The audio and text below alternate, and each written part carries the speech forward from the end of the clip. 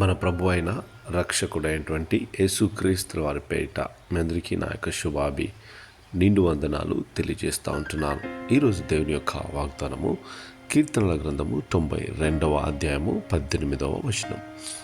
నా కాలు జారినని నేను అనుకొనగా యెహోవా కృప నన్ను బలపరుచుచున్నది. దేవునికి స్తోత్రం. మన జీవితాల్లో చాలాసార్లు పడిపోతున్నామని మనకు అనిపిస్తూ ఉంటుంది. కొన్ని సందర్భాలలో భయం అనిపిస్తూ ఉంటుంది, నిరాశ, నిస్పృహ అలాంటిది మన జీవితాల్లో కనిపిస్తూ ఉంటుంది. కానీ నా ప్రియ సహోదరి సహోదరుడా, ఈ వాక్యాన్ని గనుక నువ్వు గమనించినట్టయితే మరి యెహోవా కృప నిన్ను బలపరుచుచున్నది. ఆ కృప ఎన్నిటికీ నిన్ను వీడిపోదు.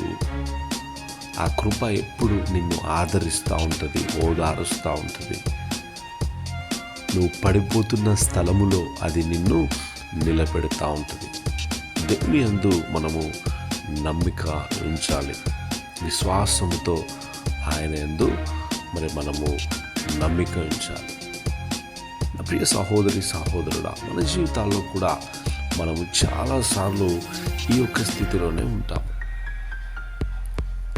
దేని గురించి కూడా నువ్వు భయపడొద్దు. ఎక్కడైతే నువ్వు పడిపోతావో అక్కడే తిరిగి ప్రభు నిన్ను లేపుతాడు. ఎక్కడైతే నువ్వు భయపడతావో అక్కడ నిన్ను బలవంతునిగా చేయగలడు.